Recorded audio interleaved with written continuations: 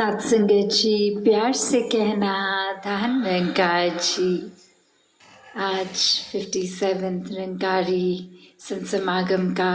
ये आखिरी रोज़ और महाराष्ट्र में जहाँ पिछले 3 दिनों से सभी वो आनंद उठा रहे हैं, एक भक्ति में हर पल अपना जी रहे हैं, एक सुकून का जिक्र जो बार बार आ रहा है, ये एहसास, ये कामनेस, ये पीस विद इन, ये भाव मन के, ये कोई क्षण भंगुर भाव नहीं है। हर एक के मन में ये हमेशा के लिए सुकून बस गया है, क्योंकि हर कोई यहाँ इस निराकार से जुड़ा हुआ है। ये निराकार हर समय क्या साथ इसने जिसने भी कायम किया, वो एक भक्त की अवस्था, एक भक्त का जीवन जी रहा है, भक्ति रोम रोम में बस गई है। तो कैसे ऐसा जीवन हर किसी के हिस्से आ सकता है? हर कोई अपने जीवन में हर समय का भक्त बन सकता है। तो ऐसा ही जीवन संतों ने हमेशा से संदेश दिया कि जीने का ये संभवता है, और मनुष्य जीवन में ये ज्ञान प्राप्त करके, ब्रह्म ज्ञान लेकर इस निराकार परमात्मा से हर समय के लिए अपना मिलाप कर ले। तो कैसे सिर्फ महाराष्ट्र ही नहीं, एक पूरे संसार में अगर हम देखें तो कितना वो फर्क आ जाता है, वो कितना देखने में कि रूप आकार या फिर एक जोग्राफिकली कोई डाइवर्सिटी है, या कोई बोलने की तरह कोई भाषा, कोई आकार शक्ल, तो कैसे इतने अलग अलग जहाँ देखने में ही है हर कोई। तो स्वभाव की बात आए तो अनगिनत स्वभाव होंगे हर एक के। कैसे अलग अलग स्वभावों वालों को भी अपनाया जा सकता है, क्योंकि अक्सर इंसान ऐसे ही कंफर्टेबल हो पाता है किसी के साथ कि अगर कुछ हमारा उससे मेल खा ले, कोई वो बात हो जो हम में और उस इंसान में कॉमन है, कि या हमारा कोई वो प्रोफेशन सेम हो, या किसी तरह की कुछ चीज़ें एक जैसी पसंद हो, या रहन सहन का तरीका, या कोई पढ़ाई उपलब्धि इत्यादि, कितने भी अगर हम देखें कुछ एक कॉमन फैक्टर इंसान ढूंढता ही है कि कैसे किसी के अगर नज़दीक फील करना है तो वो एक कॉमन फैक्टर ढूंढा जाए। तो बात वही कि संत समझाते हैं, और अनेकों किसी भी धर्म ग्रंथों को हम खोल कर देख लें तो संदेश यही है कि वो कॉमन फैक्टर ये परमात्मा ही है, ये निराकार है जो हर कण में है, ये एक बराबर हर जगह है, हर एक के अंदर भी है, बाहर भी है, ये नष्ट नहीं होता। तो कैसे ये परमात्मा का जहाँ गुणगान हर किसी ने अपने तरीकों से किया, वो पिछले 3 दिनों में भी हमने देखा, वो कविता मात्र रही, एक भजन मात्र रहा, स्पीचेस रही, और अगर वो भी देखा जाए कि कोई वो भाषाओं का भी बैरियर नहीं था, उम्र का भी बैरियर नहीं था, बच्चे बुजुर्ग नौजवान हर किसी ने अपने तरीके से ये संदेश दिया कि इंसान अपने जीवन को संवार लो, इसको जीते जी हर कीमत पर, हर मोमेंट पर इस निराकार से ही जुड़ो, अपने मन को एक ठंडक हर समय की दो, ये सुकून दो, आनंद दो, शांति दो। तो जितना ज़्यादा अगर हम और गहराई में जाते रहें, किसी भी संत का जीवन खोल के देख लें, चाहे इतिहास में हो या हमारे सामने आज की डेट में साक्षात, तो हर कोई यही समझा रहा है कि ये परमात्मा को हम किसी भी एक कोई कीमत चुका के नहीं, एक मुफ्त में ही परमात्मा मिल रहा है। उस संतों ने भी जैसे महाराष्ट्र में यहाँ एक बात इस तरह लिखी कि देव गया रुका ना लागे रुका मोल याही, कि कैसे एक ये देव गया फुका की बात की, ये मुफ्त में ये परमात्मा मिला है और ये परमात्मा को हासिल करने के लिए एक तरफ तो अगर ऐसा भी कहा गया है कि कोई मोल नहीं लगा, और दूसरी तरफ हम अगर देखें तो ये भी कहा जाता है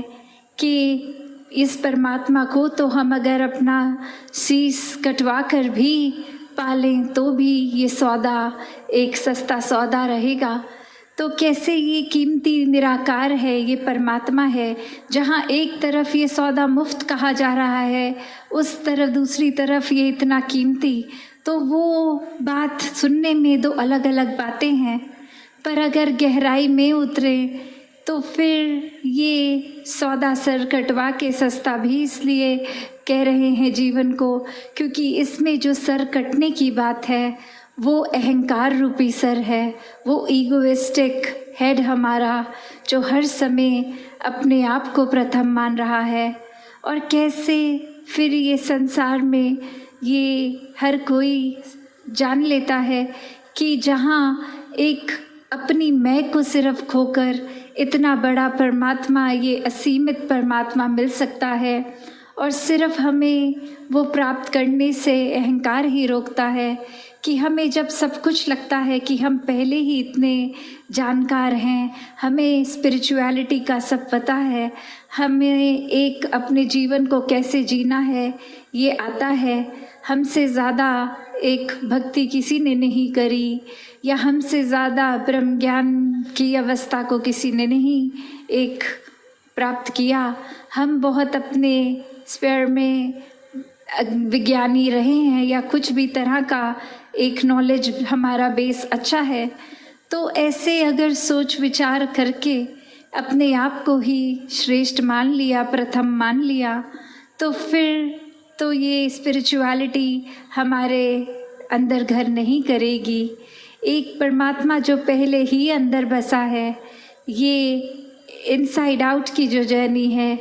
कि अंदर हमारे मन में सुकून तभी होगा जब मन में परमात्मा है। तो कैसे एक इंसानों को अगर हर समय का सुकून चाहिए तो ये परमात्मा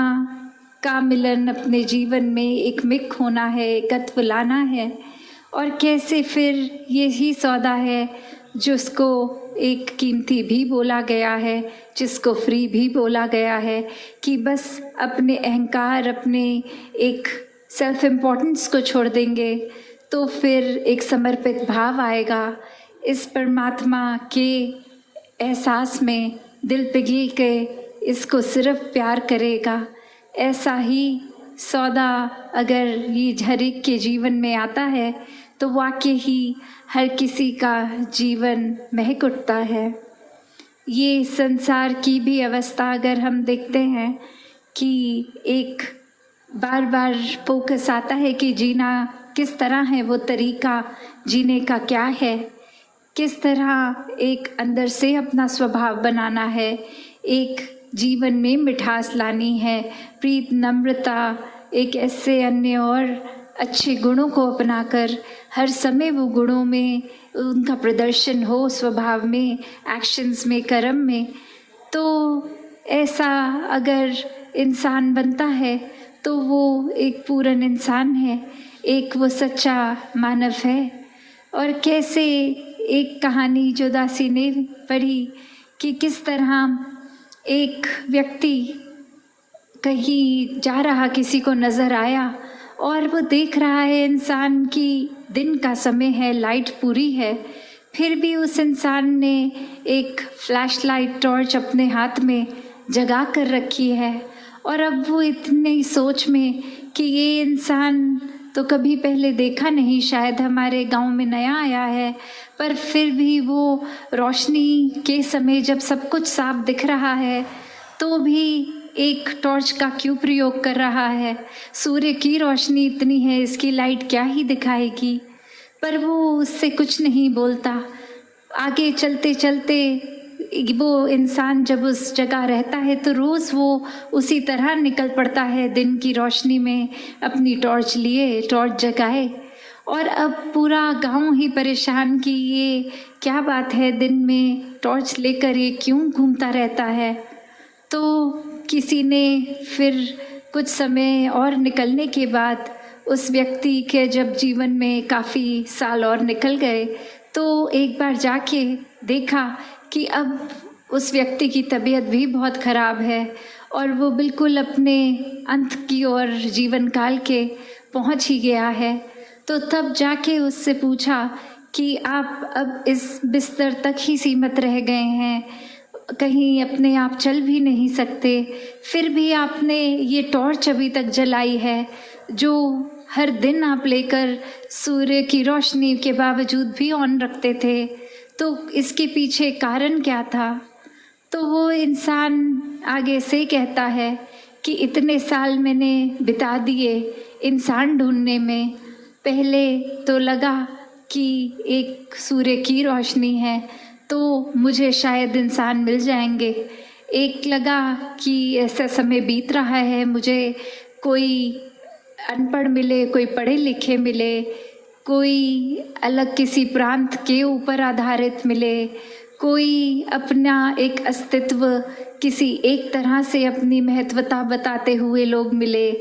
बहुत ढूंढा पर कोई इंसान नहीं मिला कि कैसे ये इंसान मैंने जब देखा नहीं मिल रहे तो फिर एक टॉर्च का उपयोग भी कर लिया कि शायद सूरज की रोशनी में नहीं मिल रहे, अब ढूंढता हूँ जिससे बात करूँगा और उसको उसके अंदर का इंसान ढूंढूँगा तो शायद कुछ मिल जाए। तो बात वही जो वो कहना चाह रहा था कि हम कैसे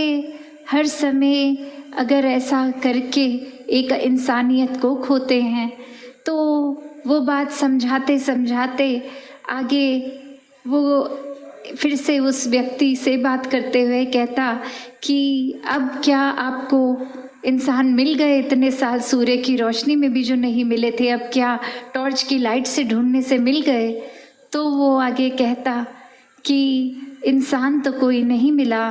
पर शुक्र है किसी ने मेरी टॉर्च नहीं चुराई, क्योंकि काफ़ी हर समय ऐसे भी लोग दिखे जिनकी नज़र होती थी कि मेरा ध्यान भंग हो, कहीं मैं इधर उधर ये रख दूं और वो चुरा कर ले जाएं।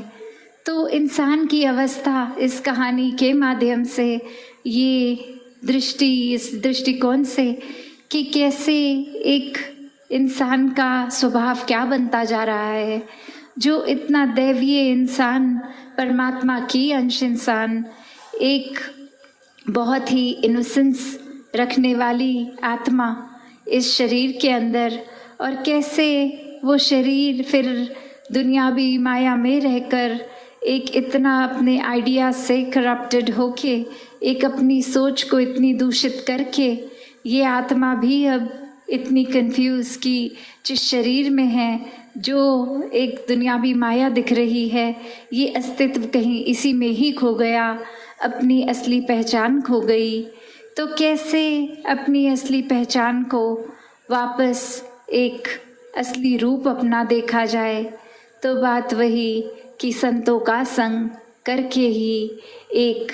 ब्रह्म ज्ञान प्राप्त करके ही ये अपना असली रूप इस आत्मा को नज़र आता है, ये परमात्मा से मिलन हो पाता है। और कैसे फिर जीते जी हर कोई जहाँ भक्ति का रंग लेते हुए अपने जीवन में फिर अपने जीवन को बहुत खूबसूरती से सब रिश्ते, सब जिम्मेवारियाँ निभाते हुए जी लेता है। तो कैसे हर किसी ने जहाँ वही एक कोशिश हर समय की करनी है कि इस निराकार से जितना जुड़ेंगे उतना एक असली इंसान हमारे अंदर का इंसानियत बाहर आएगी, और उसी इंसानियत को जीवित रखना है जब तक वाकई ही ये मौत ना आए। तो मरने से पहले ये जीने का सौदा है ब्रह्म ज्ञान, कि हर पल में जी लें, चाहे मौत तो एक बार ही आनी है, पर ये जीवन के पल हर समय इस तरह जिएं कि वाकई ही जीवन जी रहे हैं। तो हर कोई अपने जीवन को जहाँ एक खुशहाल जीवन अपनी एक माइंडसेट से इस निराकार के आश्रय से कर सकता है, वो फिर आनंद की अवस्था में हर समय रहकर शुक्राने भाव में रह सकता है। तो ऐसा जीवन हर कोई जीता चला जाए। और पिछले कुछ दिनों से आप सभी महापुरुष जो अब समागम के ये कंक्लूजन रूप भी आज का दिन, तो कैसे सेवाओं में कितने समर्पित रहे, और वो भाव चाहे वो महापुरुष जो उपस्थित हो पाए या नहीं हो पाए, तो भाव हरेक का, ध्यान हरेक का इस समागम की ओर ही, इस निराकार की ओर ही लगा रहा। और ऐसा ही अवस्था कि वो कोशिश सेवा की, ये संदेश को, एक ब्रह्म ज्ञान को घर घर पहुंचाने की, तो सभी ने जहाँ एक सबसे पहले एक वो प्रयत्न करना है कि खुद को इतना संवार लें कि किसी को कुछ प्रीच करने की ज़रूरत ही ना पड़े, हमारे कर्म ही हमारा एक प्रचार का साक्षात रूप बने कि हर कोई एक अपने आप में पूर्ण मुकम्मल इंसान बनकर जीता चला जाए,